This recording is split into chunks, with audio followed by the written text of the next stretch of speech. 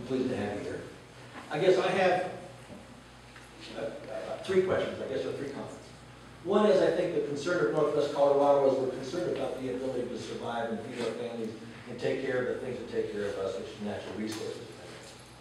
So all of us are really concerned about when a bill like 262 or whatever it was comes up.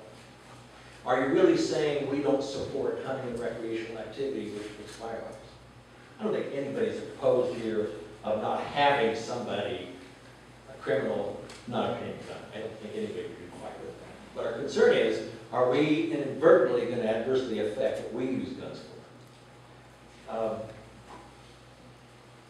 The second one I want to do, I want to recognize John Salazar for his support in helping me and ranchers in Northwest Colorado in supporting supplemental feeding on public roads. And I appreciate that. So I know you guys do care. I also believe that you are a proponent of agriculture and are trying to encourage marketing activities at all for the benefit of ranching and food supply. So I'd like to comment on that. The third one that really is kind of the overwhelming shadow that we deal with is the sage-grouse. Everybody's concerned about that because of what it might have, impacts it might have on our operations. But I want to throw up an idea for you that I think should be seriously looked at. It's been typically disregarded. Back when we had sage chickens and I was breaking my trucks with windshields, and my dad was making me pay for them when I was 16 years old because I was driving too fast on the county road. Beyond that, we had an abundance of sage-grouse and wild. But at that time, in my experience, what we had is a very aggressive predator control program. Right? So we're talking about we need to go ahead and improve natural resources so all these wildlife and endangered species can survive. I can attest, and I think very few people would argue, that northwestern Colorado's natural resources are abundantly better than they were 1,500 years ago. And I've always been told if you're headed in a direction you believe your assumptions are true, but they don't coincide with the facts, maybe you should revisit your assumptions. And I believe the biggest difference at the time was that we don't have predator control like we used to. And so now there are coyotes, and there are ravens, and there are crows, and there are potentially wolves down the road, or whatever it is, eating these sage-grouse. And I think you have to really recognize that maybe to address that may be a better control issue. And I'm really concerned about the sage-grouse because it's a land use decision that could really adversely affect the rural community. So, first, I agree. I mean, actually, when I was coming down here, they briefed me on this notion. You must have talked to somebody in the office, or somebody did, about the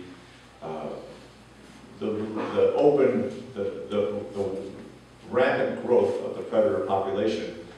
It not only affects lambs and livestock, it also affects chickens. And I think what we need to look at is balance, and to figure out how to get back into a state of balance. And I think that's probably what you're arguing and what we should be pushing for. Again, as the head, the chair of the Western Governors Association, one of the other things we're trying to do is unite all the governors, Republicans and Democrats, and come around certain common themes about how to address the greater sage-grouse, and be very blunt to the federal government that, we want to use science-based issues, and we wrote a long letter about some of the issues that were presented in the draft statements that we didn't think held up when examining the facts. And I think we've got everybody. Matt Eaton and I we chair the Greater Sage-Grouse the Council of all the Western Governors, and we think we'll have real impact having Republicans and Democrats addressing this at the same time. As you know, it's a tough battle.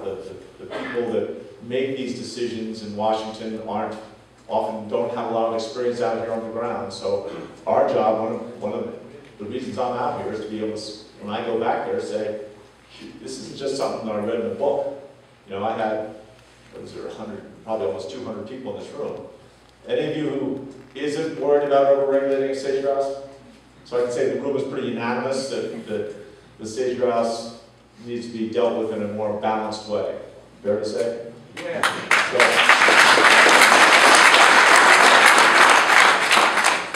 I appreciate your comments on the agricultural, and we have Since 2010, our agricultural exports are up 70%. We're one of the top states in the country. It's been a conscious push to open to better relationships with Mexico. Brazil now, we went from about $300,000 in export up to, I think it was what, $9 million last year in 2 years. I mean, these are new markets that we are trying to build relationships and open up because more markets mean better prices, right? The government's not going to be able to help your businesses, whichever, if we can't help improve the market, because that improves the price. And then last, you mentioned the hunters. The last time I checked with Mike King, the Department of Natural Resources, our out-of-state hunting applications were up. Again, I don't know how you rationalize that, but I believe that's the fact. Will, if you want to text him and find out whether that's about 3 weeks old information, but I'm pretty sure that's right. Collectively,